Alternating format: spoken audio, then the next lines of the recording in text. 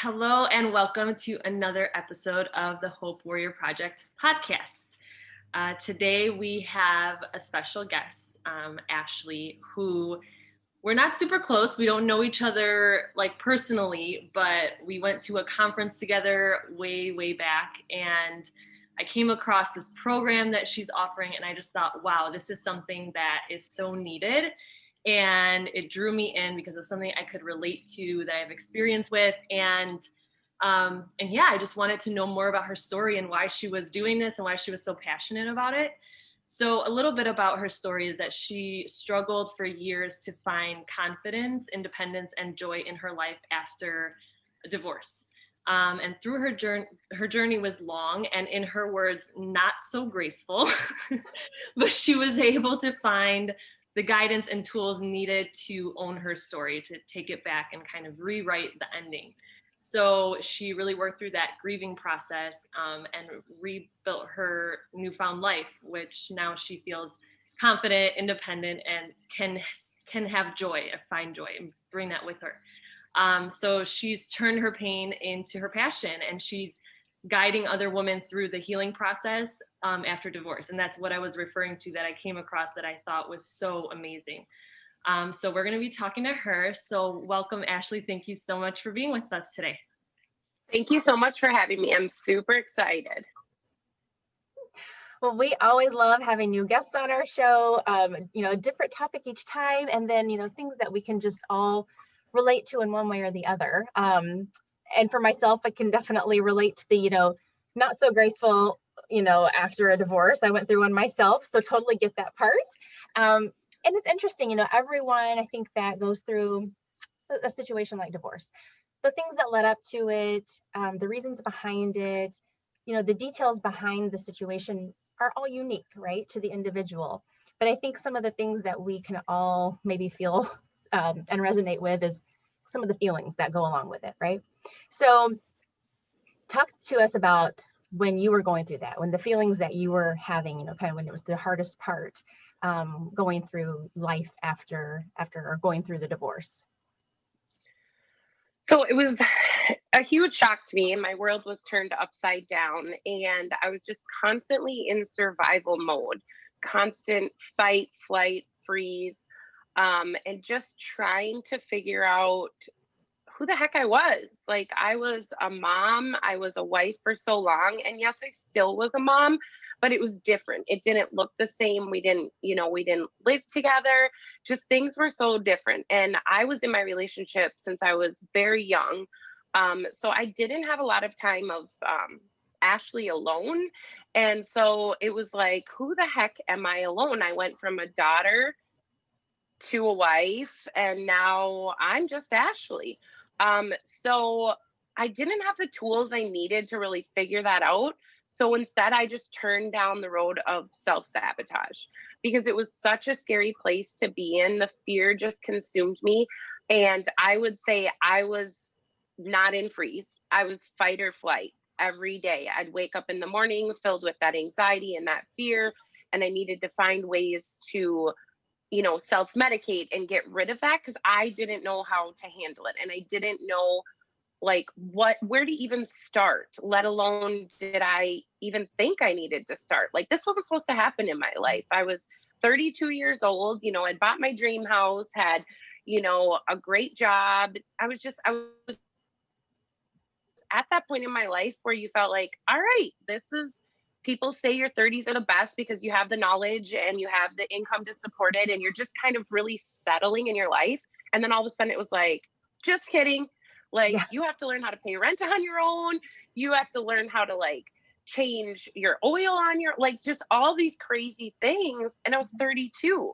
And I think that was really hard for me as well. Going in your 20s is like your discovery period and stuff. And I didn't really have that. But also, I think even if I would have, I still would have been in the same place because you're just a different person. So I would mirror myself to a person in their 20s, making just really rash decisions, crazy ones where people are like, what the heck?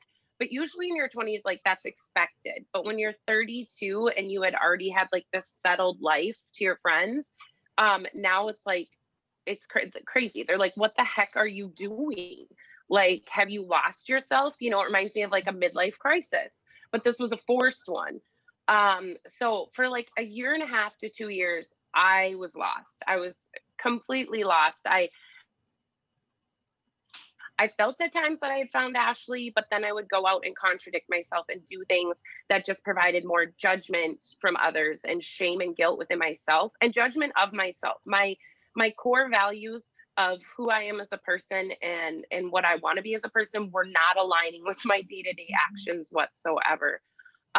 So I think that was the hardest part. I mean, the actual, you know, paperwork and stuff, yep, that stinks in a divorce, but you can get through that, the figuring out, you know, plans and stuff like that, but just finding who you are. I remember even like, I was a huge meal planner and I was used to meal planning for 3 people. And the first time I went to the grocery store on my own, I bought all the same stuff and my produce went bad right away, everything. And I just couldn't wrap my head around like, I have to cook for 1. Like, how do you even do that? Like, how do you take a recipe that's meant for 6 people and make it 1?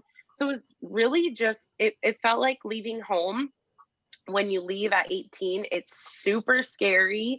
And instead of finding the excitement and trust in myself and all that stuff that was built up, I had none of that. So I just self-sabotaged and it was a complete and utter mess.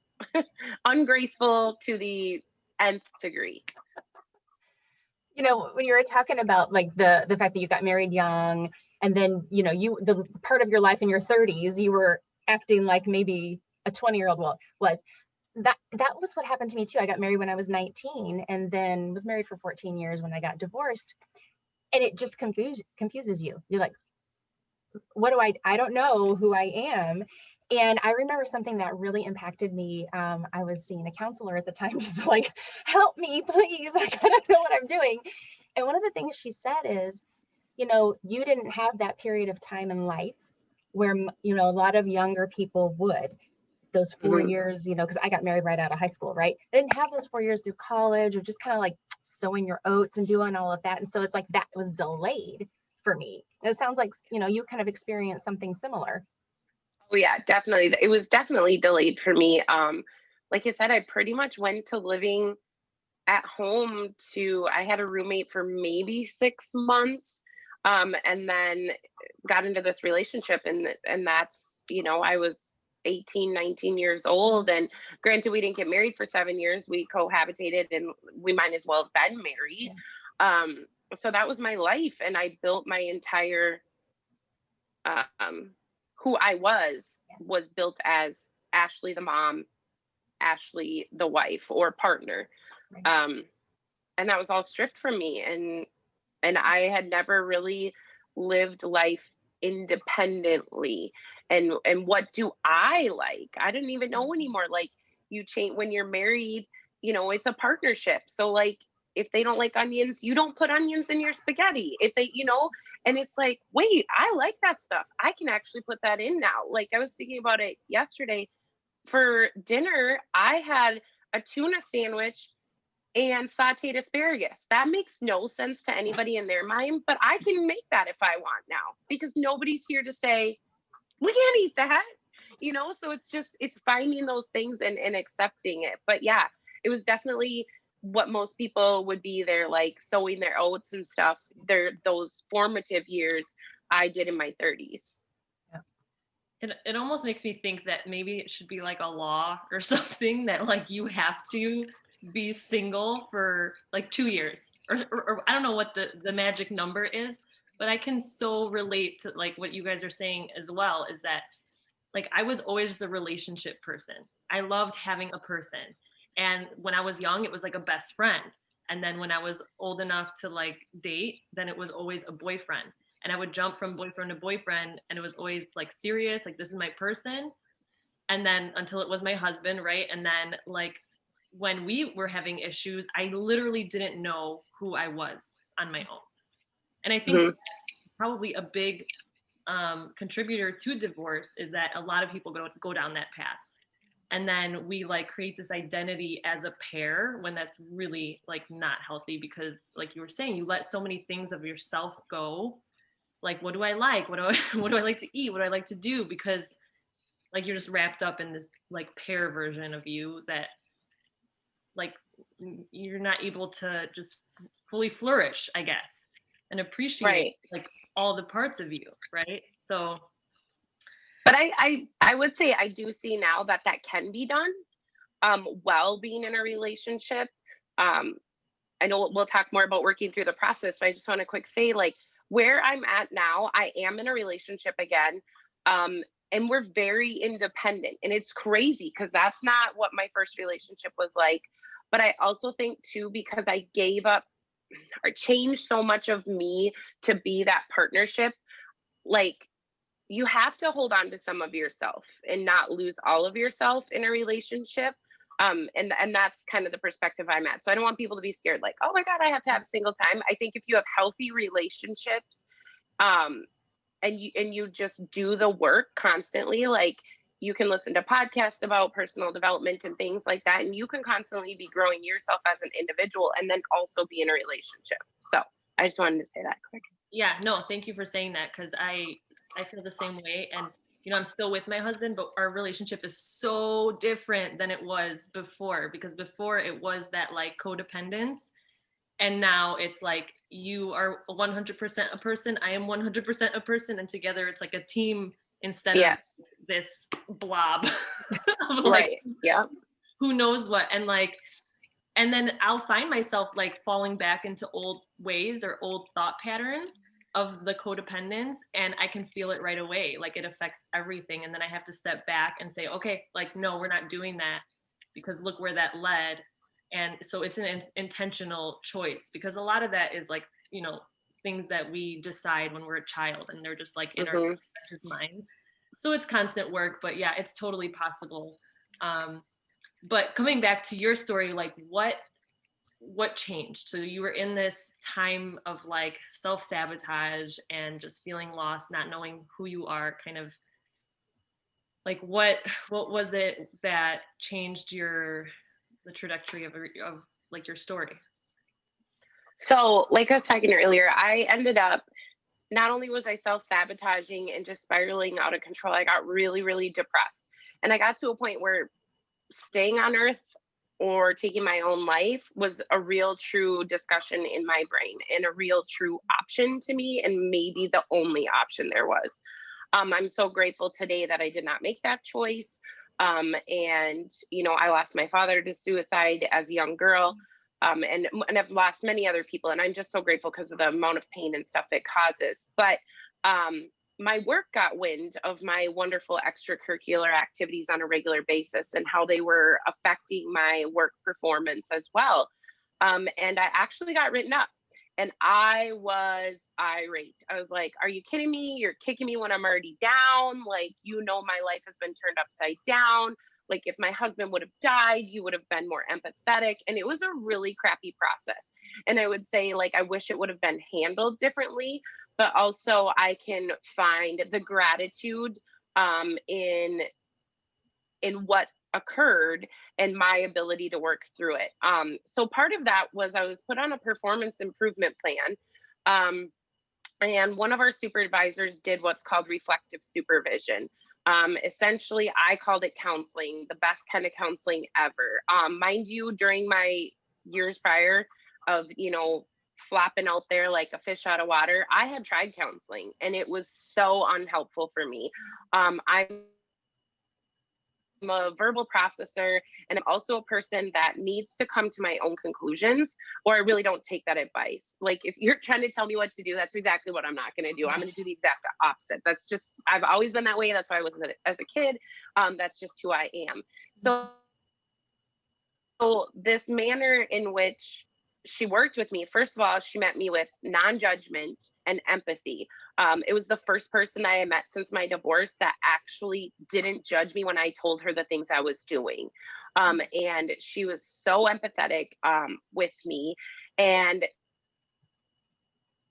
she didn't tell me, like, Ashley, you shouldn't be doing this or you should be doing this. Not once. I can't even think of a time that Jess said that. Instead, she would talk through it with me and help me find the answers that were always inside of me. I just didn't know how to get there. So she processed that with me. And one of the first things she like recommended I do once I started to kind of buy into her, because I was very resistant at first. I actually avoided her.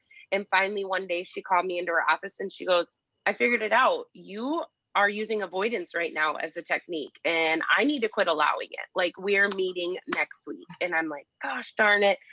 But once I really built that trust in her, she recommended Brene Brown, who I absolutely love. Brene Brown. She is amazing. She is so vulnerable, and she talks about vulnerability, which we don't talk about. And she talks about shame and guilt. And that's exactly what I needed to hear. I didn't need to hear like how to be happy and how this. I needed to hear like, how do I deal with all this crap? Like, be honest here. I'm filled with shame and guilt. So I listened to her book, The Power of Vulnerability, on Audible, and I would recommend not buying the book, but listening to the book, because it's recorded. It's like a speaker event or whatever. So it's very interactive. She's super awesome to listen to. And she just helped me put labels on things I was going through, and really helped me to feel like this is normal. I'm not crazy. Like, I haven't completely lost my mind. Like, I am savable. And helped me to start to be able to self-identify what my quote unquote shame gremlins were. Those are the things that get in our way and cause us to kind of spiral out and self-sabotage and change our whole attitude. So I was able to start to self-reflect without purposely doing it. And then my time with Jess helped me to even more self-reflect through that. And I think the biggest piece, like I said, that Jess provided me was that non-judgment, and that empathy, and that hope. She had hope for me that I had lost long ago. Like, this train is going to crash one day and I'm riding it all the way to the end. That's where I was at. But she was like, no. And another thing I toyed with in there that was huge is I had always dreamed of traveling the world when I was a little girl. And we talked a lot about that, because you need to talk about your childhood, because like you said earlier, it's a really big impact on who we are today. Our inner child is still very much in there. And if we don't take care of her and we don't listen to her, she will make sure we hear her. And it's usually not in a positive manner. So we talked a lot about my childhood. And one of the things was I always dreamed of going to Paris. But I had wrote that dream off because I was married. It was very expensive to bring everyone. And that wasn't my ex-husband's dream. Like, he was by no means a person I would ever see walking the streets of Paris, nor enjoying it or anything like that. And because I was in that relationship, that's just rude to travel alone. Like, you're taking that much money away from the family, things like that. And we talked about it one day, and then I came back in contact with an old friend. And he's like, you always dream to go to Paris. Why don't you go? I said, I can't. No, I can't go alone. I can't do anything alone. Like, are you kidding me? Like, I can barely shower these days. And he said, why? What's holding you back? And I really evaluated, and there was nothing holding me back. And the next day I bought that flight to Paris. And I stayed 2 weeks there. I lost my cell phone at the very beginning, which was a huge blessing in disguise, because I was spending my time on Snapchat and showing everybody else all the cool things when I wasn't soaking it in. And that was like my first experience of like feeling whole and complete again. I actually called my mom and bawled and was like, I don't want to come home. Like, this isn't normal. Most people want to come home from trips. I don't want to come home. And it's because there I was able to truly be myself, and no one was there judging or watching me or knew my history.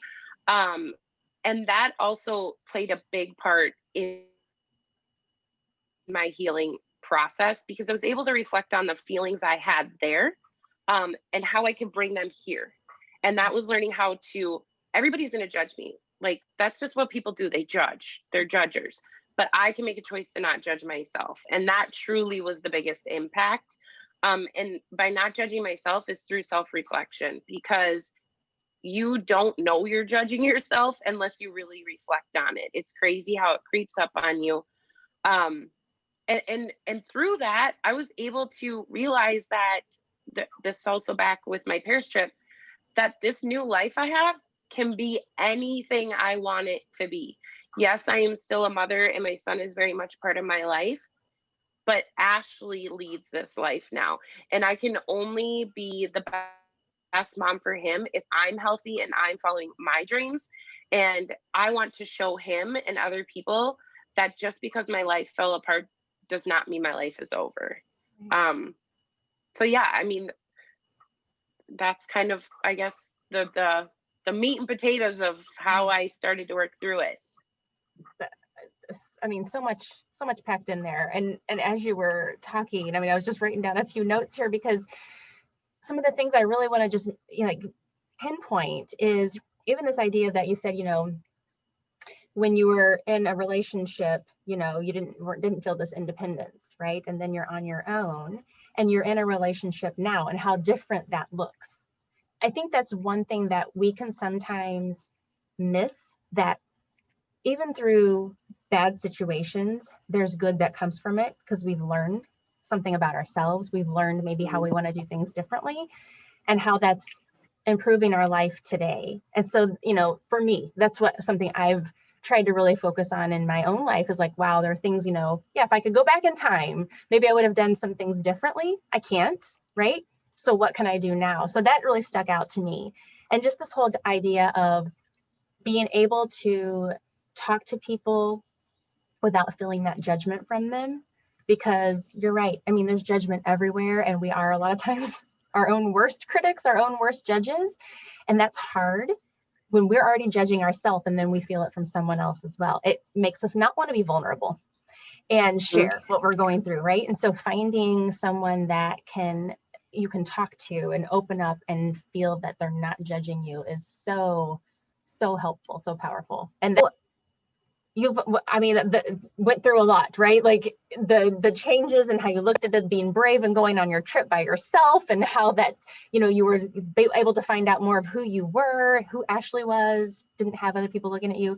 How has all of this affected your life today? Like what is life like today after going through all of these different things and these learnings? What are you doing with that today? So I guess the biggest piece is that's why I created Divorce Not Destroyed, is because it took me so long to find the tools I needed to work through the grieving process.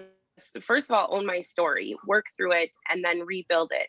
And to find a person that can meet me without judgment and meet me with empathy. And I also think there's definitely an advantage to someone who's already been through it, because a lot of those feelings are the same. And I am to a point since the divorce that I can go in that hole with you and not take it on, and we can walk out of that hole together in a healthy manner. So that's why I developed Divorce Not Destroyed. It's 6 months, and in those 6 months, you get everything that took me years to figure out without messing up your life. But I also knew that this pain I went through, I believe we're all put on this earth to learn from each other, of course. I think the biggest learning moments we have in our life are painful. They're very painful. If you look back at your life, I'm pretty sure the majority of your growth as a human always came from something that first sparked severe pain within you, because it causes us to look at the situation and really figure out how we change that and how we don't sit in that. And I was trying to help people in other ways that just didn't fit. And then it clicked. It was like, divorce was absolutely awful. I completely fell apart. I do not want other women to have to struggle as long as I did. Why am I not giving back and providing women with tips and things to help them get to a point where they can feel that they're ready to really work on it? So essentially, I took my pain and turned it into passion. I had some women really help me figure out how to do that. But I knew that was what I needed when one day I had a conversation and I was doing a different multi-level marketing thing. I've been like an entrepreneurial mindset my entire life, even as a kid. And it just wasn't fulfilling my heart. My dharma is what you would call it. And I was talking to them one day and they're like, just tell us about your life and things you've been through. And as soon as I got on my divorce, the amount of passion and emotion that came out of me, and just gratitude and acceptance, and just, it was just crazy to feel the way my body responded to talking about it. And it was by no means negative. It was beautiful. It felt beautiful. It was like weird. It would probably sound super crazy right now, but it just felt right. It felt like I need to spread this message however I can. I need to help other women however I can. If I only help one woman in my life, my mission is complete. Granted, I would like to help thousands, but this is what I was put on this earth to do. So it doesn't sound crazy at all to me, because I can relate on so many levels of like that feeling of that dharma, of that, like when everything aligns in your body and you can like actually physically feel like fired up about what you're talking about, and it feels so purposeful, and just, I mean, the best word I can think of is just like aligned. Like it just feels like this moment of like everything was safe. Yes, like it's like, I like to say your soul says yes, not your mind. It's like you feel it somewhere different, right? You get goosebumps. So, and I felt that when I came across Divorced Not Destroyed, I felt that. And the big reason why I resonated with it so much and why it caught my attention was because I remember, like I said, me and my husband had a very codependent relationship, and then it kind of fell apart, and we were able to pick up the pieces and come back together. But like in that area where we separated, or where we were considering divorce, there wasn't a lot out there to like help. People, when you're going through a divorce, people feel like they need to take a side. They feel like your support feels like they need to take a side, and then it almost feels like they think they're helping you by bad mouthing your husband. Because of like, no, in fact, it's probably the worst thing you could do. But like, so they're like, oh, and it's like almost in grade school, like somebody hurts you, then your friend goes like, oh, well, they talk badly about them, and you're like, yeah, like it's almost like that mentality.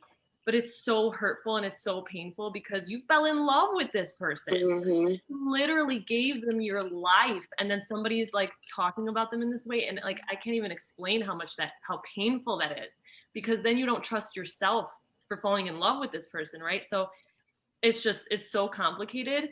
But it's like people, there needs to be more opportunities for women, or just anyone in general, to like realize it's not about your husband, it's not about your wife, it's about you, and like the work that you need to do in yourself to like walk through what's been placed in front of you, and how like when you take that ownership and feel like, okay, I need to figure out why this is happening in my life, and not like why it's happening to me, but right. So that's what I love about that, is that it gives that opportunity for women to like detach from that, like, he did this and he did that and poor me. And, of course it's a terrible situation, and it's so hard when you like dedicate your life to someone and they betray you, like, or just don't want to be with you anymore. And that's a betrayal in itself.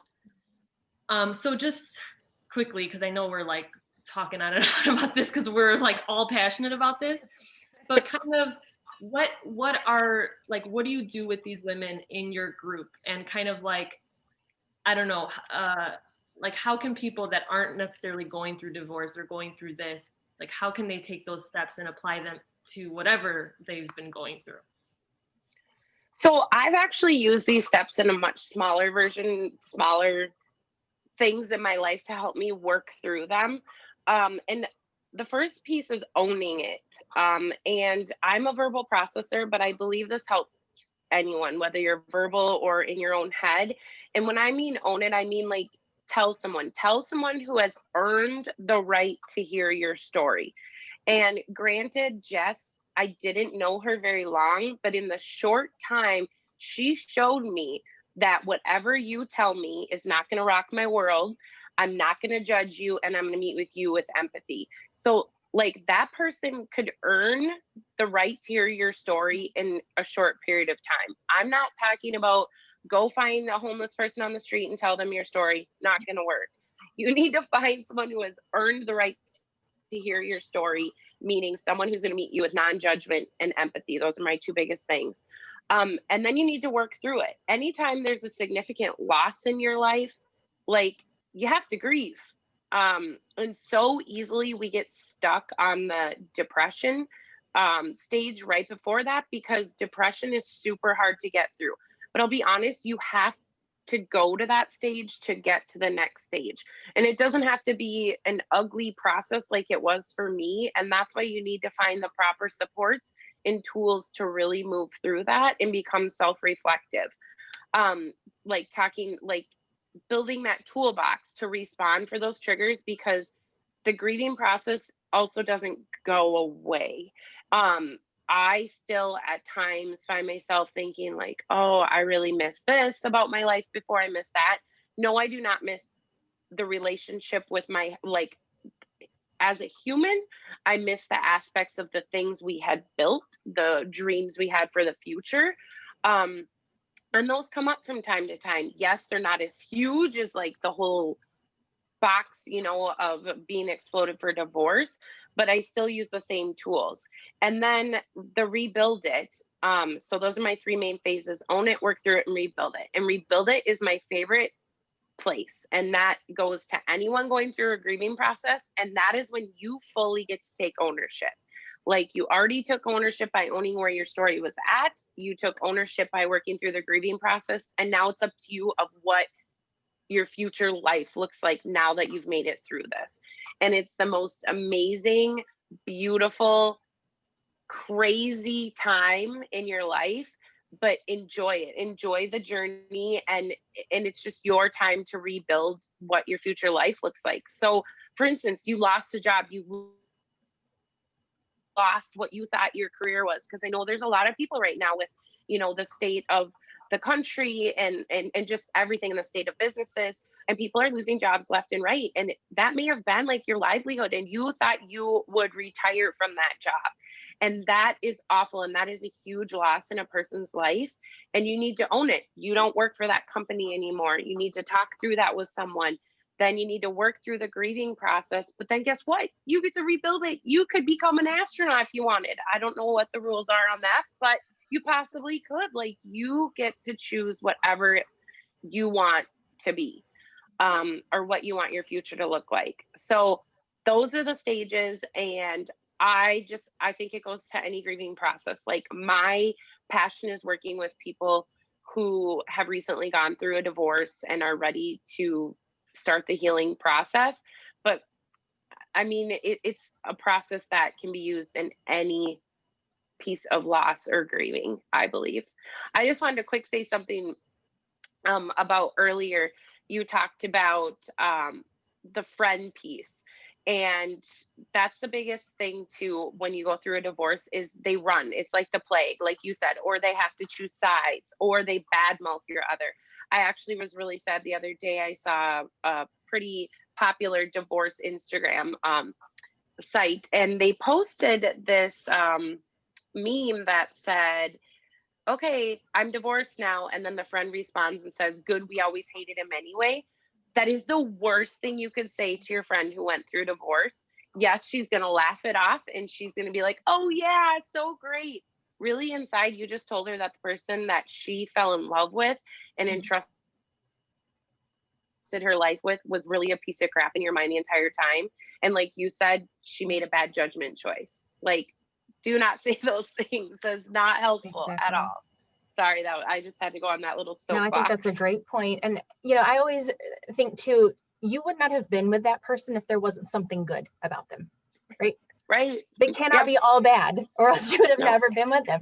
So I 100% agree with that. I think that is so important.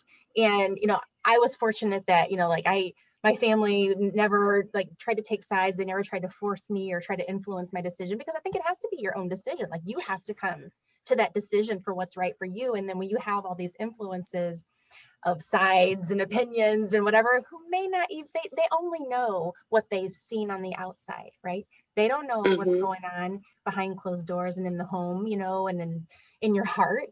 And so I think that's such a good advice. Like, don't take sides, don't badmouth, it's hard enough as it is. Just for it to be there to listen to, yeah. Well, it's like the theory, you can be pissed off at your mom, but if you go tell your friend, that, oh my God, my mom's being ridiculous. She's so crazy. And then your friend's like, yeah, your mom is crazy. You're like, whoa, wait, wait a minute. You have no right to say my mom is crazy. Like, it's that same feeling you get inside your body where you're like, no, Yes. I could say she's crazy, but you can't say she's crazy. Oh, amen. Right. Exactly. Yeah. That's how it feels. Yes. Oh God. Too funny. Very, very true. Well, thank you for sharing all of this. And your program, like you said, I think it's those concepts can work for anything we go through in life. Obviously, you're honing in on the divorce and the 6-month program. And I think the fact that it's 6 months also speaks to the fact that this isn't something you just get through quickly, right? Oh, like you got to give yourself correct. some time, give yourself some grace, like it's not a quick process. But if there was one thing that you really wanted listeners to really take away, hold on to from your experience, what would that be? What would you find to be most helpful? So you asked me this question, be prepared. And I am. I end everything. So I really thought about, because I was like, oh my gosh, I got to have something super like enlightening and just like, yeah. And no. So I end every single one of my posts. And the reason why I do this is because I had lost my worthiness. And I think when you have a loss of something, a job, a marriage, a death, whatever, it messes with your thoughts of if you are worthy. And I always end it with, remember, you are worth it. And what I mean by that is, remember, you are worth being happy. You are worth the work it takes to move through whatever grieving process you are going through. And if someone hasn't told you that today, I'm going to make dang sure that you read it, or I told you it, because we are all worth it. We are worth the hard work, and we need to understand that. Like, I think so often we get in this rat race of not focusing on us and the work that we are worth. Like, we go and do all the work for, the man or whoever you work for, and we forget about who really needs the work, and it's us. So remember, you are worth it. That is like, that is my big enlightened statement. I think it is big and enlightened because there's so much depth to it, right? It doesn't have to be complicated. I'm all about keeping it simple. I like that. Yeah, me too. I'm all about mantras. Yes. Yeah. And I think a big thing with that is that a lot of us link our worth to temporary things. And that's where we run into trouble.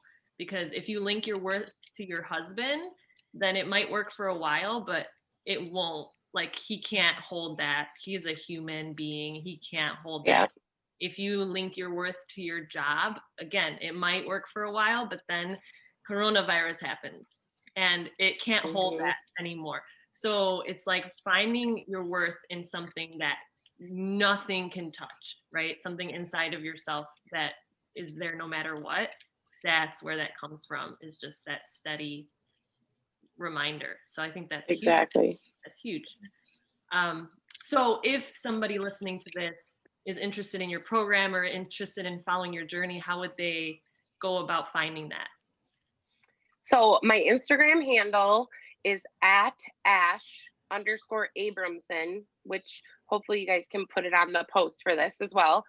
You can follow me on there. If you're interested in my program, there's a link on my bio on my Instagram that you can click and fill out a quick questionnaire, and we can schedule a free consultation call to see if it's right for you. So not only is it an interview process for you to interview me, but me to interview you, because I don't take this lightly, and you have to be ready to do the work. Send me a message. I love hearing people's stories. I'm in lots of conversations all the time with people who are currently going through a divorce or after a divorce, just asking questions. I like to hear more. So yeah, that's how you can reach me. Or Facebook. You can find me on Facebook, which is Ashley Abramson, and friend me on there. And yeah, or message me. Awesome. Well, thank you so much, Ashley, for sharing all of that. And I think what you're doing is absolutely amazing. And so I commend you for that. Thank you for giving back in that way. And I hope that you get it more out there, because I think it is something that's needed. But I think that's the hard part, is like sharing it, right? Because there's just so much out there. So I do pray that it reaches the people that need it and that need to see it, and just keep going. And thank you. Yes, thank you guys so much for having me. And I do believe in the universe, and it will get to the people it needs to in due time. Awesome. Yeah. All right. Well, that's all we have for today. So catch our next episode next week. And we love you all. Thanks for listening. Bye.